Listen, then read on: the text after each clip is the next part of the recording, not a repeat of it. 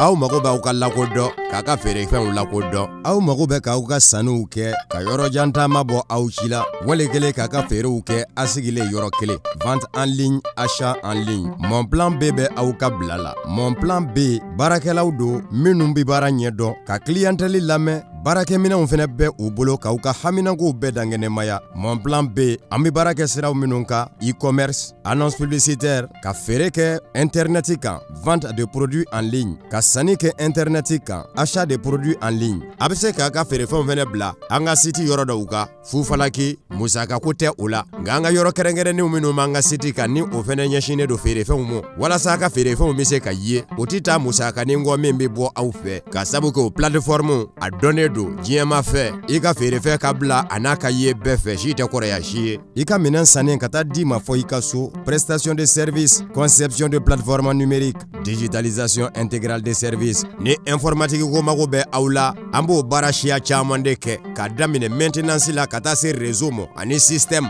nin bɛɛ bɛ kɛ aw ye an fɛ Mon Plan B commerce général bilasiralikanw ni ladilikanw conseil en vente de produits en ligne sondage enquête d'opinion intégration analyse et transformation des données fɛn o fɛn informatique ko baara ye an b'o bɛɛ lajɛlen kɛ consultation juridique et assistance en passation de marché n'aw b'a fɛ ka marché ko kuma ɲɛnabɔ sariya ko ta fa minnu bɛ an bɛ nin bɛɛ ɲɛnabɔ Mon Plan B anw fɛ yen a ye feere kɛ ka sanni kɛ en ligne lafiya kɔnɔ teliya ani nɔgɔya la Mon Plan B a sigiyɔrɔ bɛnnen filɛ Bakɔ Jikɔrɔ ni Golfe ma immeuble Mariamu Jara 30 mètres da la n'aw mago bɛ kunnafoni wɛrɛ la 68 48 80 80 wali kelen 73 73 33 40 email info@monplanb.net site web www.monplanb.net Mon Plan B lakana jɛlenya ani teliya.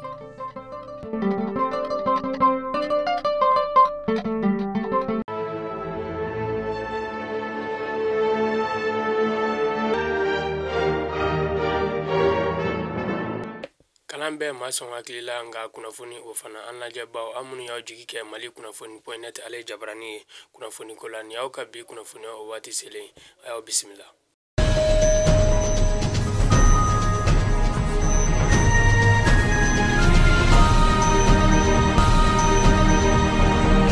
Kunnafoni daminɛ la an bɛ taa Yoroso dugu kɔni kɔnɔna la dɔgɔkun kelen boloci o bɛ senna Yoroso dugu kɔni kɔnɔna la boloci in dabɔlen tɛ dɔwɛrɛ kama boloci in dabɔlen bɛ baganw de kama bagan jumɛn yɛrɛ sa n'o ye wulu ani jakuma ye boloci in dabɔlen bɛ ka bana kɛlɛ ka bɔ baganw tu la bana min n'a bɛ fɔ ma ko anti-haragie o anti-haragie o ye bana ye bana min n'a bɛ baganw na surtout wulu ani jakuma yɛrɛ n'a b'olu la n'o olu fɛn fɛn kɔni y'i kin bana in bɛ se ka yɛlɛma i fɛ walima n'olu kɔni daji sera i ma bana in bɛ se ka yɛlɛma i fɛ wa n'u ye u bagan ɲɔgɔn min fana kin ou bien u daji sera u bagan ɲɔgɔn min fana ma bana in bɛ se ka yɛlɛma o fana fɛ an kɔni kɛlɛ ka bɔ baganw tu la n'o ye anti-haragie ye o de dɔgɔkun kelen boloci kɔni bɛ senna Yoroso dugu kɔni kɔnɔna la.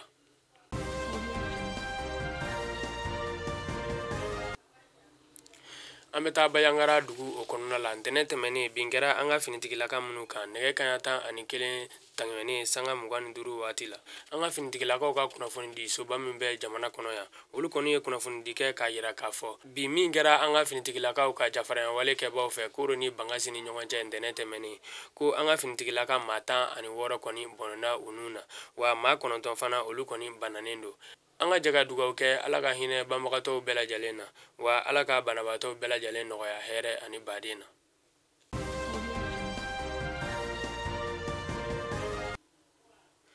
Ntɛnɛn tɛmɛnen an ka sanfɛ kalansoba min bɛ yen nɔ n'a bɛ fɔ ma ko l'enseignement supérieur olu kɔni lafasali tɔnba min bɛ yen n'a bɛ fɔ ma le comité exécutif national du syndicat national de l'enseignement supérieur olu ye sɛbɛnfura bɔ k'a yira k'a fɔ ko olu bɛna taa tile 5 baarabila la o tile 5 baarabila in yɛrɛ kɔni bɛna daminɛ ntɛnɛn nata octobre kalo tile 11 ka taa kuncɛ octobre kalo tile 15 la.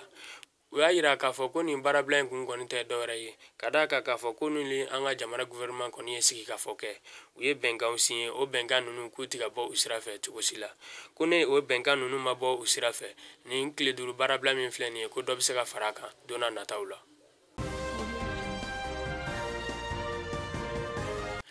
Mali kunnafoni jabarani layɛbaw nin de kɔni kun ye aw ka bi wagati kunnafoniya ye k'o lase aw ma aw denkɛ n'a balimakɛ Amadu Sanba Gise fɛ an b'a fɔ aw ye aw kan bɛn a ɲɔgɔn wɛrɛ ma wa Ala ka bi juma tile nɔgɔya hɛrɛ ani baden na.